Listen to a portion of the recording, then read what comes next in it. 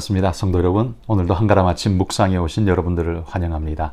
오늘 말씀은 레위기 14장 21절에서 32절까지 말씀 함께 살펴보겠습니다.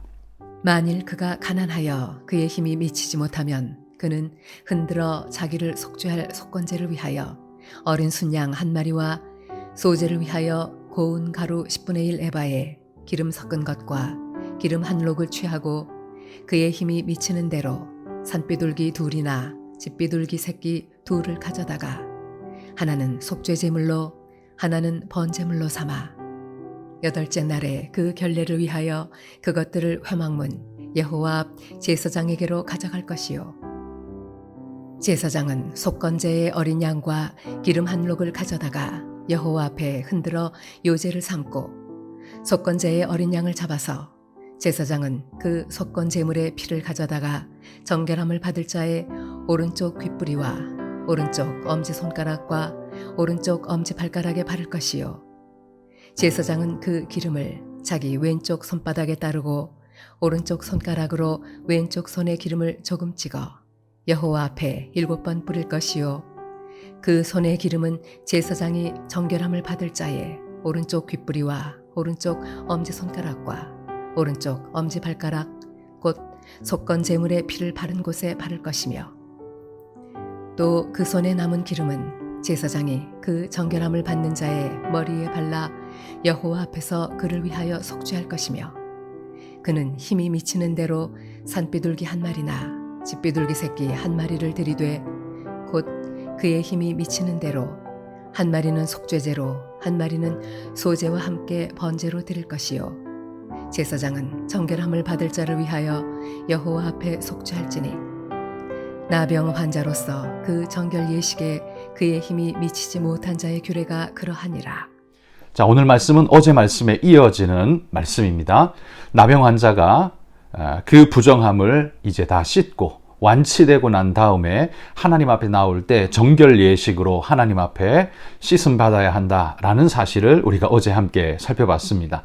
그 예물로 드려져야 할 것은 속죄제, 속건제, 소제, 번제 이런 제물을 하나님 앞에 제사를 드리고 7일 격리 후에 이 예식을 거침으로써 이제 완전한 회복의 사람으로 새롭게 시작할 수 있다라고 그렇게 말씀을 드렸었죠. 오늘 말씀은 거기에서 이어서 가난한 자들일 경우에 그 4 종류의 제사를 드릴 때 그 많은 제물을 다 준비하기가 굉장히 어려운 사람들이 있죠. 형편이 매우 어려울 때는 그럼 어떡하느냐? 속건제로 어린 양을 드리고 속죄제로 또 어린 양을 드리고 또 번제로도 하나님 앞에 제사를 드리고 그러면 이 많은 것들을 어떻게 우리가 감당할 수 있느냐 이런 거죠. 사실 가난한 사람에게는 나음에 대한 기쁨과 감격도 있지만 제사에 드려져야 할 제물에 대한 부담이 굉장히 크고 무거울 것입니다. 사실 가난한 자들 어느 시대에나 가난하고 힘겨운 자들이 대다수인데 그들을 향한 하나님의 마음은 어떤가? 오늘 말씀을 한번 살펴보면서 하나님의 그 배려와 마음을 한번 깊이 새겨보도록 하겠습니다. 자, 우리가 어제 살펴본 말씀에 보면 하나님 앞에 4개의 제사를 드려야 한다고 했습니다. 정결함을 덧입을 때 먼저 제사장에게 몸을 보이고 이제 치유받았다, 정함이 되었다라는 확증을 받은 뒤에는 일주일 동안 격리되어지고 난 다음에 그 다음에 8일째 되는 날 하나님 앞에 4개의 제사를 드려야 합니다. 속건 제사를 하나님 앞에 드리고 어린 수양으로 속건 제사를 드리고 그 다음에 속죄 제사도 어린 수양으로 드리고 그리고 또 번제로 어린 암양을 또 바치고 그 다음에 소제로 고운 에바 10분의 3의 고운 가루로 소제를 만들어 하나님 앞에 드림으로써 그 제사가 정결 예식이 완성된다라고 했습니다. 자, 여기에 양이 3마리가 들어가고요. 그리고 10분의 3 에바 고운 가루에 10분의 3 에바가 들어간다라는 걸 우리가 볼 수 있죠. 작지 않은 예물을 하나님께서 지금 요청하고 계시는 겁니다. 자, 그러면 이 많은 예물을 준비할 수 없는 가난한 자에게는 어떻게 배려를 하셨느냐? 오늘 21절부터 나오는 말씀이 그것입니다.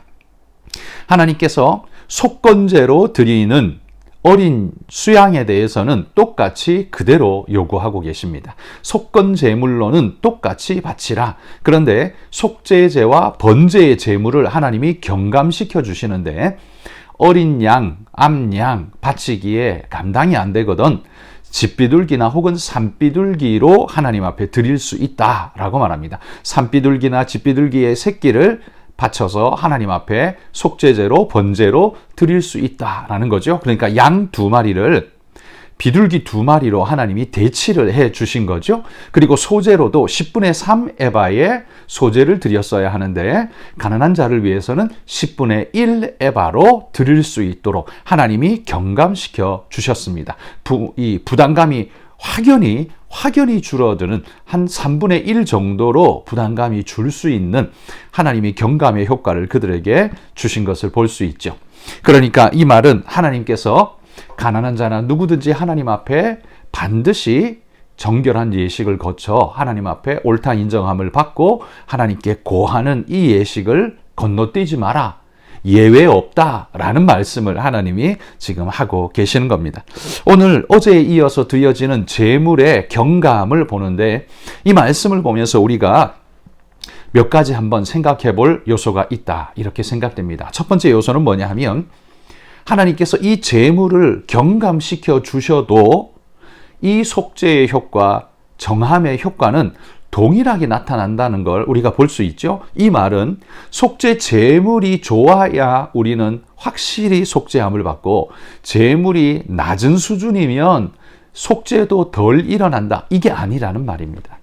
그러니까 속죄 제물의 경감을 허락해 주시는 건 뭐냐 하면 속죄의 변화가 아니라 속죄는 동일하게 하나님 안에서 완벽히 일어나는데 제물은 경감시켜 줄 수 있다는 거죠. 이 말은 하나님 앞에 정결의 효과는 제물에서부터 나오는 게 아니다라는 사실을 보여줍니다. 이 제물은 뭘 말하는 겁니까? 하나님을 향한 그의 마음과 정성을 대변하는 것이죠. 그러니까 재물이 있는 자, 그래도 좀 사는 사람들은 이 정도의 몫을 감당함으로 하나님 앞에 감사, 감격을 표할 수 있을진데, 그러나 가난한 자들은 마음이 있어도 할 수 없는 자들은 어떡합니까? 마음이 있어도 할 수 없는 자들에게는 하나님이 그것을 부담을 많이 경감시켜 주셔서 그들로 하여금 이 모든 어려움의 일들을 잘 감당할 수 있도록 도우시는 하나님의 손길을 볼 수 있습니다. 그러니까 정결의 은혜는 재물에서부터 나오는 게 아니라 하나님의 은혜에서부터 오는 것이라는 사실을 첫 번째 우리에게 분명하게 가르쳐 주는 것이죠. 재물이 많다고, 한마디로 말해 우리가 헌금을 많이 낸다고 해서 하나님이 더 이뻐하시고, 가난해서 헌금을 조금밖에 못 낸다고 해서 하나님이 덜 이뻐하시는 게 아니라는 말이죠. 과부의 2렙돈을 드린 그 과부를 보면서 주님은 가장 많이 드렸다라고 표현하셨던 것을 우리는 기억해야 합니다. 그러나 이 말씀을 빌미로 해서 그는 부자이면서 충분히 잘 넉넉하게 살면서도 일부러 가난한 자의 2렙돈으로 헌금하겠다라고 하면 어떻게 되는 겁니까? 이건 그의 마음을 대변하는 것이죠. 능력은 충분한데도 불구하고 하나님께 드리는 게 아깝다, 드리기 싫다라는 마음을 그렇게 표현하는 것이죠.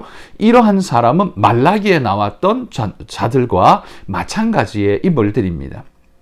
그들은 하나님 앞에 이 얼마나 번거로운 거, 예전 말씀에 범패스러운 거, 그러면서 자신이 하나님 앞에 드릴 때 정한 것, 깨끗한 것, 온전한 걸 드리지 않고 눈 멀고 다리 절고 이런 삐뚤어진 것, 죽을 수밖에 없는 것, 곧 죽을 것을 어차피 죽을 거니까 그러면서 드렸다는 거죠. 이건 하나님 앞에 드리는 그들의 마음이 잘못되어 있는 것을 보이죠. 그러니까 그들의 제사는 삐뚤어지고 잘못된 제사라고 하나님께서 말씀하시는 겁니다. 그러니까 여러분, 여기 하나님께서 제물로 인해 정결의 효과가 나는 게 아니다라는 말씀, 그렇다면 나도 똑같이 비둘기 드릴래 라고 할 수 있지만 그건 뭘 말한다고요? 하나님 앞에 그 사람의 마음이 온전치 않음을, 이미 제물에 미혹된 속된 마음임을 보여주는 것이라는 거죠. 그래서 하나님이 이 가난한 자들을 위해서 배려하신 이것을 부한 자들이 차지하고 동일하게 그 효과를 누리겠다라고 말하는 건 하나님이 기뻐하는 일이 아니라는 사실을 기억하십시오. 어쨌든 첫 번째 우리가 생각해 봐야 할 첫 번째 우리에게 주시는 가르침은 뭐냐면 정결의 효과는 재물에서 오는 게 아니라 하나님의 은혜에서 오는 것이다 라는 사실을 먼저 기억하시길 바랍니다. 두 번째는요, 가난한 자들이라도 가난하기 때문에 넌 제사 안 드려도 돼, 가난하니까 그렇게 예외, 하나님이 이렇게 하지 않으셨다는 사실입니다. 진짜 가난한 사람도 있었을 텐데 하나님은 제사 안 드려도 된다라고 말씀하지는 않았다는 말이에요. 이 부분을 우리가 주목할 필요가 있습니다. 이건 왜 이렇게 하셨을까요? 가난하다는 이유로 하나님 앞에 제사하는 것, 예배하는 걸 안 해도 되고 멀리 해도 되는 것 아니라는 말이죠. 여러분, 살기 힘들고 경제 형편이 어렵다고 해서 하나님 앞에 예배하는 것을 멀리하고 늘 장사하고 상행위 하는 것에만 자신의 삶을 오롯이 내어 드리면 어떻게 됩니까? 가난하기 때문에 살기 위해서 어쩔 수 없다라는 사회적 이유는 되지만, 그러나 그가 정말 하나님 앞에 드릴 예배의 시간이 진짜 없었느냐라고 한다면 사실 그건 아니죠. 새벽을 드릴 수도 있고요, 일부 예배를 드릴 수도 있고요, 우리가 하고자 한다면 하나님 앞에 우리의 마음을 전심으로 드리는 어떤 모양으로도 하나님께 할 수 있습니다. 그런데 우리가 가난을 핑계로 예배를 멀리하는 것, 안 해도 된다라고 말하는 것, 내가 살기 힘드니까 내가 좀 형편을 나아지면 그러면서 미루는 것, 여러분, 그건 하나님의 뜻이 아니라는 사실을 기억하셔야 합니다. 그러니까 하나님은 가난한 자를 배려하시고 생각하신다는 사실은 분명한 사실이지만, 그러나 그걸 빌미로 해서 나는 나아지면, 형편이 좋아지면 예배할게, 그러면서 예배는 자신에게, 지금 가난한 자에게는 예외 조항이 될 수 있다? 노라는 말이죠. 될 수 없다라고 말하는 겁니다. 오늘 이 말씀이 바로 그걸 말하는 겁니다. 가난하다라고 해서 예배 안 드려도 된다, 이건 하나님이 원하는 일이 결코 아니다라는 사실을 기억하시길 바랍니다. 세 번째, 오늘 본문이 우리에게 말해주는 건요, 하나님이 경감시켜 주는데 한 가지는 경감시켜 주지 않았어요. 뭐냐면 속건제물입니다.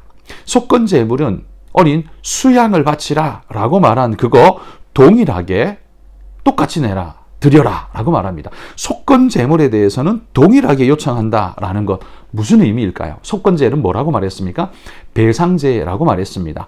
허물에 대한 배상, 그리고 자기가 누구에게 피해를 끼친 것에 대해서는 배상, 온전히 배상하라 라는 것이 속건제라고 했죠. 그러니까 하나님께서 자신의 죄에 대해 회개하고 돌이키는 마음으로 드려야 할 것에 대해서조차도 안 드려도 되는 듯 마음을 가져서는 절대 안 된다는 거죠. 회개는 분명히 해야 한다라는 것을 하나님이 오늘 우리 본문을 통해서 우리에게 말해준다라는 겁니다. 여러분, 가난하기 때문에 회개 안 해도 됩니까? 가난하기 때문에 자신이 범죄한 것에 대해서 내 가난해서 그랬어 라고 말하면 그 넘어갈 수 있는 겁니까? 그렇지 않습니다. 그거 옳지 않다는 겁니다. 가난하다 할지라도 그가 하나님 앞에 허물지고 이웃의 허물진 것에 대해서는 갚아야 한다라고 말씀하고 있습니다. 그러니까 가난을 빌미로, 핑계로 마구잡이로 행하는 행동, 그건 하나님 앞에 정당성이 없다는 거예요. 여러분, 가난하기 때문에 도둑질해도 됩니까? 가난하기 때문에 살인해도 됩니까? 가난하기 때문에 사기쳐도 됩니까? 가난하기 때문에 사람을 유괴해서 팔아넘겨도 됩니까? 아니죠. 그건 절대 있을 수 없는 일입니다. 그건 하나님 앞에 큰 죄악입니다. 그러니까 가난을 핑계로 죄악을 정당화하는 일, 그건 하나님이 결코 받을 수 없다라는 걸 오늘 본문이 보여줍니다. 그러니까 여러분, 우리 가난 뒤에 숨지 맙시다. 가난한 이들이 우리 교회 성도들 중에 대부분입니다. 여러분, 우리가 가난하다는 이유로 함부로 행하고 함부로 죄를 짓고 하나님 앞에 무례하게, 사회를 향해 무례하게 행하는 거, 그거 하나님 앞에 정당성 없다는 겁니다. 하나님은 속건제에 대해 동일하게, 너의 회개는 가난한 자나 부한 자나 누구나 동일하게 하나님 앞에 회개의 값을 치르라 라고 말합니다. 여러분, 여러분의 죄 흘려 넘어가도 되는 게 아닙니다. 여러분의 허물 그냥 묵살해도 되는 거 아닙니다. 하나님 앞에 회개하고 돌이켜 깨끗함을 덧입고 진실한 회개로 나아가 하나님의 은혜 덧입는 그런 분들이 되시기를 소망합니다. 여러분, 오늘 이 말씀을 기억하며 우리가 회개해야 할 부분이 무엇인지, 그리고 내가 하나님 앞에 감사해야 할 게 무엇인지 돌아보며 기도하는 시간 되기를 바랍니다. 특별히 오늘 기도하실 때는 태국의 김동현 백정욱 선교사님 위해서 기도해 주십시오. 인탄인펀 우리 청소년 센터를 통해서 또 논드아 교회를 통해서 역사하시는 하나님의 은혜의 역사를 보며 그의 사역이 위로받고 새힘 얻고 큰 은혜로 일어나도록 기도해 주시기 바랍니다. 같이 한번 우리 기도하겠습니다.